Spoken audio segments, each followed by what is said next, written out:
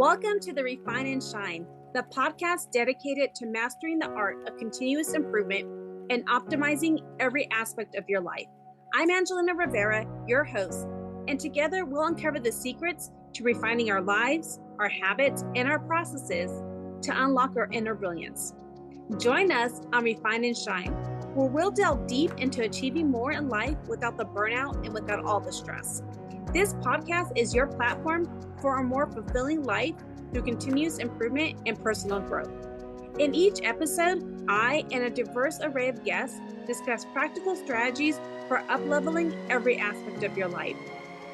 From developing good habits and organizing your space to refining your mindset and personal goals, we're going to explore it all. Our guests share personal stories about the systems they've developed or systems they've used and the tweaks they've made in their lives when refinement was needed, allowing them to truly shine. Listen to Refine and Shine to learn how you can implement continuous improvement techniques in your daily routine, develop and maintain healthy habits that lead to success and satisfaction, organize your life to reduce the stress and increase your productivity, foster a growth mindset that propels you to new heights. My mission is to inspire you to take bold action, make positive changes, and become the best version of yourself. Whether you're aiming to elevate your career, nurture meaningful relationships, or enhance your overall well-being, Refine and Shine is your guiding light. With over 25 years of experience in continuous improvement, I help businesses streamline their processes, establish efficient work areas, and implement standard work protocols. I have trained over 600 individuals and teams in process improvement, optimizing workflows, and enhancing overall operational efficiency. Tune in every week as we embark on an enlightening journey, exploring paths to refinement and illuminating the way to shine in every area of our lives. Subscribe now and join us on this journey to polish your life and let your best self shine through. Thank you for joining us on Refine and Shine. Hello, everyone. Welcome back to another episode of Refine and Shine podcast. I'm super excited about my guest today. She's amazing, and I just love every time I talk to her, I just learn more and more about her. So I'm really excited for today. My guest today is Amanda. She is a powerhouse of grit, heart, and purpose. She was raised Amish on a 90-acre dairy farm. She was breaking bread by the age of 8 and taking care of a garden and helping to care for 7 younger siblings. At 26, though, she moved across the country with just $2,000 and a vision for something more. At 33, Amanda made a bold decision to pursue her GED, a choice that opened up her world wider than she ever imagined. She is now the founder of Amanda's Berry Farm and freeze-dried food, where she grows strawberries in Northwest Montana and creates freeze-dried, irresistible bites of happiness. Amanda also runs a successful massage therapy practice and is passionate about whole body wellness and mentoring youth. Her story is one of courage, healing, and forging your own path. Welcome, Amanda. Thank you so much, Angelina. I'm so happy to be here. I just love, and we were talking for a little bit before we even started, because she just has, we had to catch up, but she has just an amazing journey. I mean, when you talk about all the things that she's accomplished, it goes back to, I love the part where you said you knew you wanted something more. And so kind of just talk to us about how you went from the journey. You know, you're here being raised on an Amish farm, that's a dairy farm, which is a lot of work, and then went into, baking bread at, the age of 8. And then just now you're running multiple businesses. And so kind of talk to us about how you made that journey or that decision to leave, and was it easy, and just a little bit about that. Okay. So I think growing up the way I did really helped me with a lot of the things I do now, as far as just I do a lot at once, and sometimes I don't know how I do it all or why I do it all, but it's kind of just the way I was raised, and it's just a part of who I am. But I have definitely learned to also take breaks and rest. So yes, I was Amish until the age of 17. Raised on a dairy farm and caring for my younger siblings. I was 18 when my youngest sister was born. My parents left the Amish culture when I was 17, and that is definitely a big transition, culture change, and just it's a lot of change, a lot of change as far as the belief system, even just from Amish to not Amish, and we were still considered very conservative, even at that time. But it was just very different, way more open minded. Because yeah, with being Amish, it's like we're very much in a box and have God in a box. Like you have to keep the traditions, you have to do as you were taught in order to be good enough to go to heaven. Well, when my parents realized that that's not the case, like we can't ever be good enough to get to heaven. They made some changes and had some found some different beliefs, and it was hard even for them. Like they experienced the shunning and the excommunication from their families, and so that, along with that, I wasn't able to see my cousins very much anymore. And I was 17, at the age where I could have done a lot with my cousins, but I didn't. But since then, I've been able to go back some, and a year ago, I was actually at a family reunion of my dad's family, and that was very interesting because all 10 of his siblings are still Amish, and it was very unique to go back and just like, this is where I come from, and it meant a lot to me to go back. And I've seen them here and there throughout the years, just not very much. Anyway, we left the Amish when I was 17, and then when I think I was 21, a pretty traumatic event happened that was pretty traumatic for me. It was just a lot of change in my family.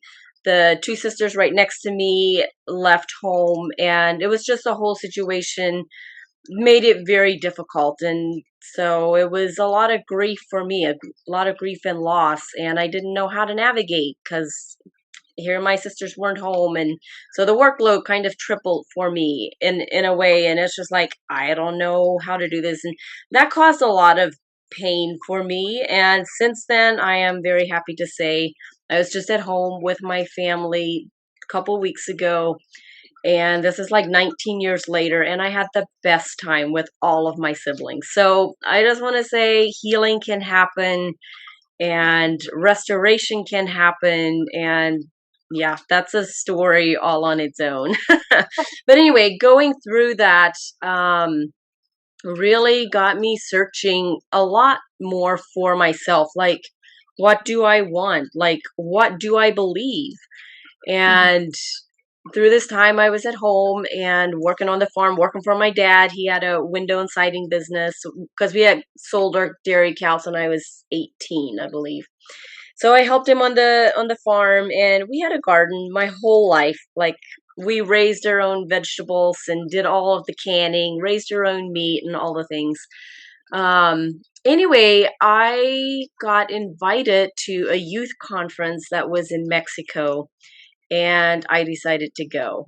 And I went, and I got to know a lot more youth, and there was a whole youth group from Montana that was there, and I just really connected with the youth pastor and the youth group. And so I told my dad I want to go visit out in Montana. So we did. We got in our motorhome and we drove across the country. And I'd never been that far west as I had been. And by the way, I grew up in Michigan. I was born in Delaware, grew up in Michigan. So even going to Colorado was pretty far west. But then I got to come all the way out to Montana and just, yeah, see the Rockies. It was pretty amazing. Anyway, I made several more trips because I had friends out here, made several more trips. And then in 2007 is when I made the decision that this is what I want to do, that I want to move out here. But it ended up being 2009, the end of 2009, before I actually moved. And that was a whole waiting process that was a refining for me to just, um, getting to know who I am and trusting myself to make this big decision, because it was not something that my parents were very fond of the idea of at all. And with my sisters having left home in a pretty dramatic way, I wanted to do it differently. But, you know, leaving without your parents' blessing isn't easy. And so, um, I spent a lot of time in prayer, and I talked to my mom about it, not so much my dad, but I did talk to my mom about it. And finally, I just made the decision, you know what, if this is something I want to do, I just got to do it regardless. And they weren't saying absolutely not. They just weren't all for it. So I just, had to make the decision on my own, which I was in my 20s. I was very well capable of doing. I just didn't know because that was not the culture. That was not what I was taught. I'm supposed to live with my parents till I'm married. That was kind of the belief system that we had. And I was just like, yeah, but I didn't fit that box anymore. And so I ended up moving with $2,000. I drove all by myself across the country. It took me a couple days. I slept in my car. The first night I stayed at a friend's house in South Dakota, and then the second night I stayed in Bozeman, Montana, in the Walmart parking lot because I didn't have money to get a hotel. I only had $2,000 to come out with, and so Yeah. so I slept in a lighted area for a couple hours, and then when it got light, I traveled the last 5 hours up to the place that I was going to be renting. Um, so I moved out here, and I did have a job 1 day a week that I started off right away, and it was 6 months till I had a full-time job. And looking back now, it's like I don't even know how I did that, but I did. I did. And then I got a full-time job. I started working at a bakery and deli store. And within 6 months, I became the bakery manager and worked there for 3 years. I had about an hour's drive, 5 days a week. I did that for 3.5 years. And I was just like, there's got to be more than just working in the bakery day in and day out. And the summers out here are pretty short. We do not have a very long time of it being nice, warm weather, and I missed being outdoors. I was like, I started realizing I miss not being on the farm and just being outdoors. And so I didn't miss all of the work that came with living on the farm, but I missed being outdoors. And so I started thinking, what is something that I could do to get me outdoors?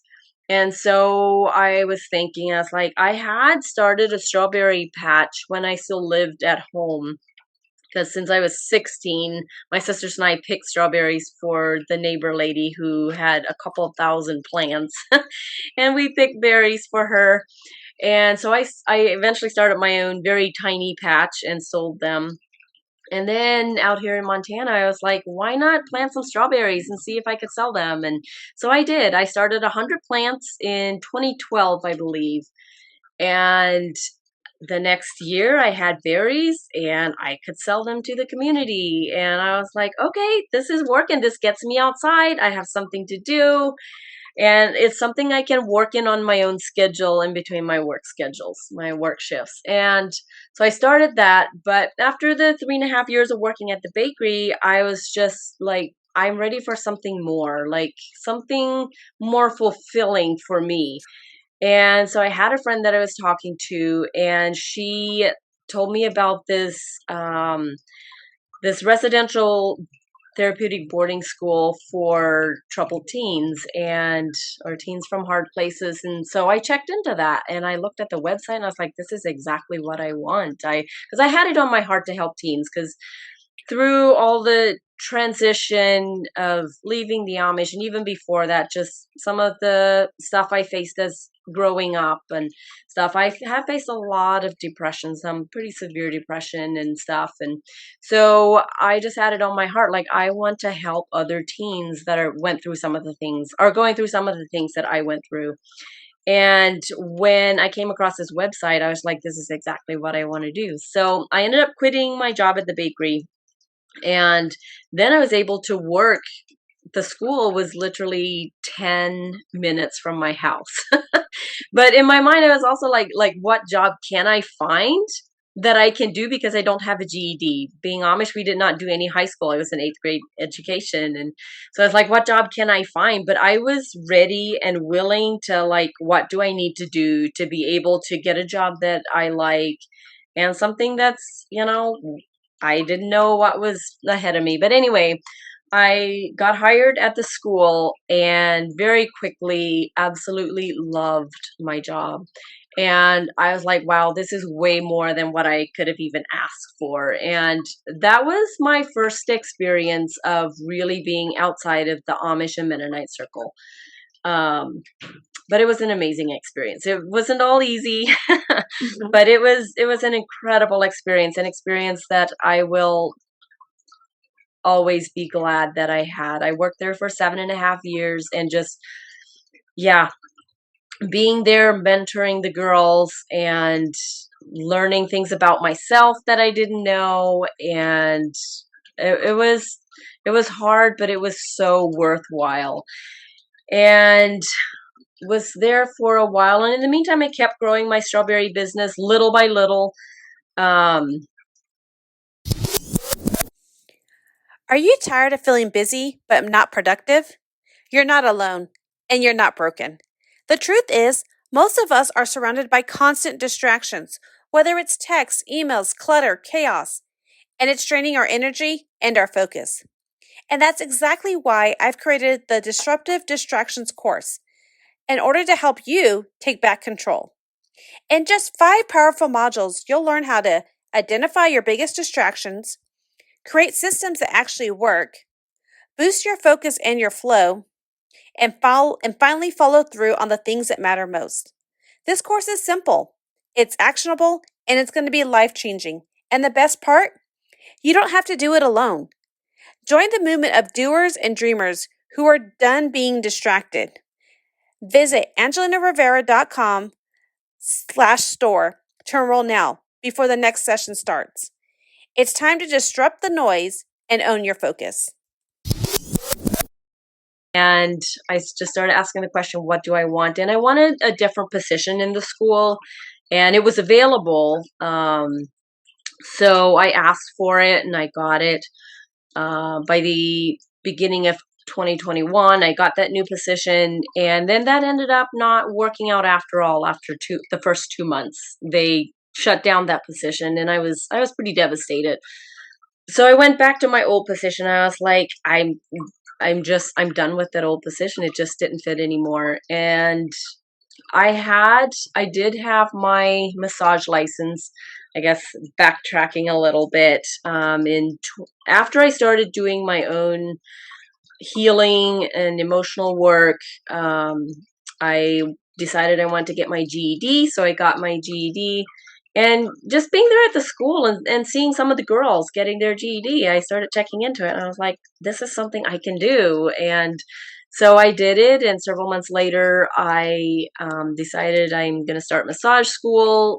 And in my mind, I was thinking like it would be another source of income alongside my full-time job at the school. And it just so worked out that I got my license in 2020, and actually a couple weeks after the car accident. And then in the spring of 21, after my position that I had wanted at the school fell through, and I went back to the old position, and it just was not what I wanted anymore. So I ended up giving my resignation, and I had a massage office that I was already renting and sharing, but I was like, I have no idea how to do my own business to depend on that. So thankfully, God had just had someone in my life. We crossed paths, and she was a business coach, and we actually were on the ski lift together when we were talking about it. And she was like, Amanda, that's what I do is business coaching. And I was like, yeah. She's like, I do 30-minute free consults. So I was like, okay.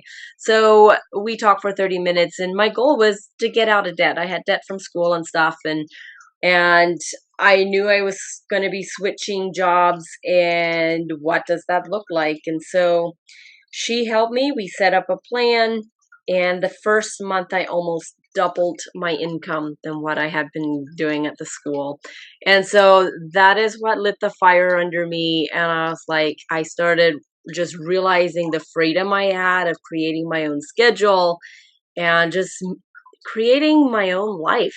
And through this time, I obviously had the strawberry business, and that was thriving, but it was seasonal.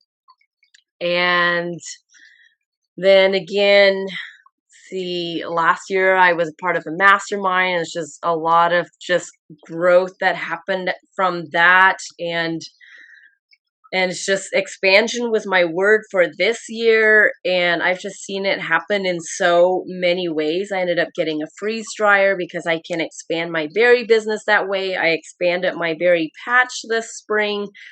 I had 750 strawberry plants, and I expanded and added another 800, and I still have more space, but it'll take some time to fill up the space. But in the meantime, I'm doing some freeze drying. I'm creating some of my own recipes to make some freeze dried ice cream and whatnot, and it's been a lot of fun.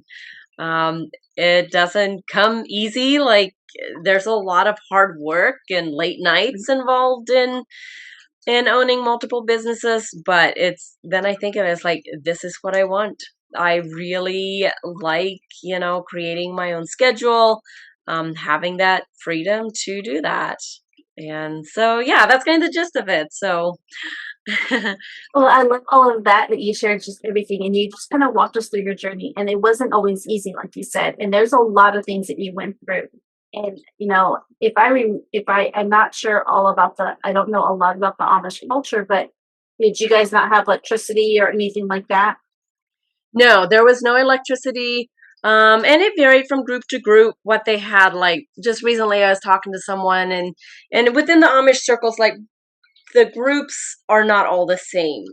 It varies from community to community, how the clothes are made, how the head coverings are made, the farm equipment that they can have. Can they have rubber tires on their buggies, or do they have steel tires, steel wheels? Like, it's a lot of little stuff like that that really varies from community to community. But we did not have any electricity. I remember carrying the lantern out to the barn, and we would have two or three lanterns in the winter to light up the barn. Yeah, and just like the whole thing, like, and here you are now. You're pretty savvy because I know you now, but pretty savvy with like electronics and things like that. But you are, you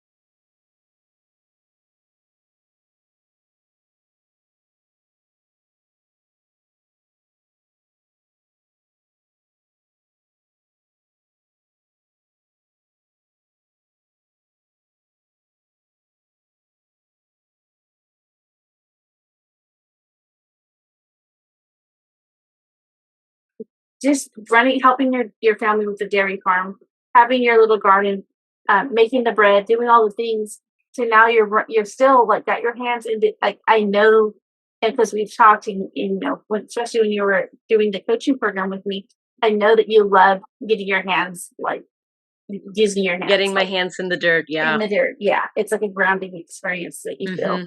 For And sure.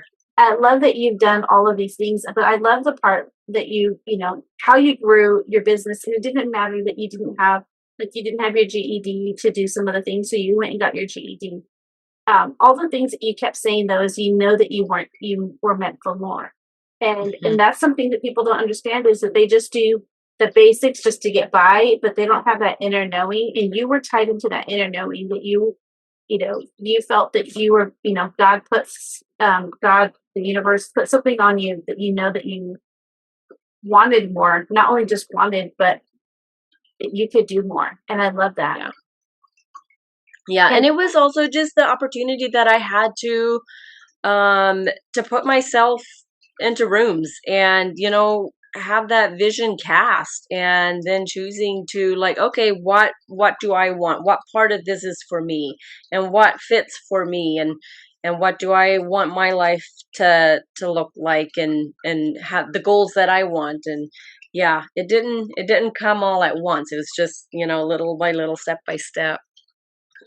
What I love about all of that though too is, and some people just want to go from 0 to 100, right? And you've got to put in the work, and there's going to be ups and downs, and you just got to keep going through it, and figuring out the lessons. Like, okay, maybe this didn't work, and we were talking before the call a little bit about your strawberry farm, and some of the things like maybe if I just do some adjustments, and that's what we need in life, right? Every now Hmm. and like people, life wasn't meant to be easy, and we have like hard times or things like that, and those are just to help us get the lessons. So what are the lessons? What are the things that we need to listen to, or to correct? And you've been doing that, and you have mapped out a really good path for yourself. And I love the other thing that you talked, and we didn't talk about this yet, but on your berry farm, you don't do it all on your own. You have helpers to help you, right? When Yes, you need it. yes. And are they the same? Are they? I just wanted to know: are they the same ones that are part of that school that you used to work with? No, Okay, no. okay, okay. I just was curious. But the thing is that you are not afraid to ask for help when you need it, and the Hmm. community knows you for your berries. And so, Hmm. what kind of events do you do so people can, like, with your berries that you go to and share them with others? Like, how do you do all of that? Because I really love when you talk about it. I just get really inspired by it. So, are you asking like how I get the word out and how that's Yeah. kind of it? So it started just literally word of mouth, and yeah, it was word of mouth, and then I would post it on my Facebook page for a number of years, like, hey, the berries are ready, and then I posted in the community pages. I probably started that 4 or 5 years ago, and it wasn't until a year ago that I actually created a Facebook page for the strawberry farm, and so I did that, and that has really taken off, and so I post updates on there throughout the year. During the winter, there's about 5 months when they're like dormant and there's nothing, so I haven't posted much. But now with the freeze drying business, that'll happen. But it's been word of mouth. I have people driving almost 3 hours to come pick berries. They come pick 80 pounds of berries in a morning. Um, but that happened because I've had the patch for 10 years. Like, actually more than that. I guess since 2012. So, what, 13 years, I guess. Wow, time goes by fast. But yeah, it was just little by little, and I started in slow. This has not been something that has been happening overnight. It started slow from 100 plants, and then I used up all the space I had and ended up with 750, and I harvested over 3,500 pounds off of 750 plants, which is not the normal. But it's just I've taken good care of them. I thinned them out, and just really was hands on with them, and I could see the potential that I can. There's a need for more fruit, for more good fruit that's quality fruit, chemical free. And so I know that's something I really enjoy doing. And what makes my heart so happy and makes my heart sing is seeing the people coming and picking, and they're so happy. Like the little kids just find this juicy red berry, bite into it, and the juice running down their mouth. They're so happy. And then there's even like older folks who are, maybe even have a hard time getting on their hands and knees sometimes, but they're just having so much fun and just express how much fun they're having picking berries. And that's what makes my heart sing. It's like, this is why I do the work, is to create a space where people of all ages can come and just simply go back in time and have a couple moments of just pure joy. I love that. And you made me, when you were saying that, it took me back to a moment of time when I used to take my children to the pumpkin patch Hmm. and go and pick up your pumpkin. And I remember even about a college that was about a university that was about 2 hours or about an hour and a half drive from where I am. When my son was little, I took him there, and the university had the pumpkins because they were like taught about like Hmm. farming and all that stuff. And got, and not just picked it. It wasn't really cut. Like you had to actually get it cut off and all the things, like, and just Hmm. walking through the whole process. But even then, with later in life, as I had more kids, my daughter too, but we would take them to the pumpkin patch where they would still be in the ground, and you had to cut them they would have them cut already. But nowadays, you go to a pumpkin patch, like for us, they closed it down eventually, and now people bring these, truckloads in of pumpkins, and it's not the same. And so it just like, how it was, what my kids got to experience to what kids, my kids are in their 20s now. So it's like, the future generation doesn't have that in the local area that I'm at. And you're providing that experience where they can still, and when you say that they may be older now and they can't but they're remembering that moment. And those children, all the different generations that are going there are remembering having that experience. And I love that you're also been in business for 10 years. I mean, most businesses, and this is not an easy business. This is a hard business. You are part of it. You don't have a team helping you. You water them. We talked about earlier before we started recording. You're physically watering them. You're physically working the dirt. You're physically doing all of these things. It's a physically demanding job, and you've been doing it for 10 years. And you do a lot with your hands because you're the massage therapist and you're doing all the things. And then your free dries business. I mean, there's so many things that you're doing. But I think that it's a question. Do you think that the way that you were raised gave you that work ethic to work hard? Yeah, I think so. I was very driven. I remember even as a little kid, I was very driven and was always doing something. And sometimes it wasn't that I really had an option to not do something, but it did create, like, I was able to see the need and go and do it. That's what I love to hear, because yes, maybe we don't always have the options, and our parents may have, we didn't have a choice, right? But to come back and appreciate that hard work that they instilled in us, or that, even if we, didn't want to go out and, work the land or do all the things that we had to do because we'd rather do something different. For me, though, we had electricity. So mine was like, I rather I actually like to read, but, be in my little corner of the bed with my little nightlight on or whatever, reading. But there's other things like I have that, we have to appreciate that our parents sometimes when they're giving us these things to do to help us get the strong work value, appreciate the value of $1 and the hard work takes time, but you can reap your rewards for it as well. Yeah. And with all of that, like, I have had to come to a place where I allow myself to rest so I am able to pick up and go again. And because that's a very important part. Like, yes, I can be driven, but it's not going to work if that's all I do. So there's definitely a balance. And at times it's just, you gotta do the thing, but but it's also very important to have that time of rest, and I'm learning a lot about what that looks like as well. I love that, and I love, yes, and I love that as the massage therapist, you also get your massage scheduled. I do. And you also take time to get out in nature, and you go for your hikes, and I love watching you when you're doing the different hikes and everything like that.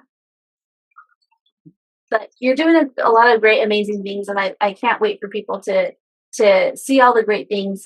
Your freeze dry business, I'm super excited about trying to order some of that ice cream because isn't it freeze dry stuff making all the calories go away, right? You're right. Yes, it does. I love all the things that you're creating, and I'd love to see you, blooming and all the things that you keep doing. And it's like every time I'm like, you got more land, you're doing this, you're doing that, and so I think it's super exciting because I know that you have this on your heart and you love what you're doing. And yes, there may be a time of season where things are really, really hectic because you got all the harvesting and all the things that have to be done. But then there's also a time of rest. And I love how you schedule that in. And I love how you're just doing great things. And so I truly appreciate it. Yeah, well, thanks. But as we wrap up, I always like to have I'll make sure that you have your links so that people can connect with you. But as we wrap up, what is one thing, a word, a phrase, anything that comes to mind on how people my listeners who are out there listening to this today, some type of action that they can take today to refine and shine? I guess I would say, with just what we've talked about, is really getting clear on what it is that I want, and then the steps to move forward, and also have those times when it's okay to rest. I had a time like that this winter. I traveled a lot last year, and I really enjoyed traveling. This winter, I actually had a couple months that I didn't travel, and I just realized what came out of that, which just birthed the whole freeze drying business. I had my freeze dryer, but just the whole business and how I'm going to get to where I want to go. And so, yeah, it's just really getting clear on what is your drive, what is your passion, what makes you come alive to do what it is that you want to in the world to help others.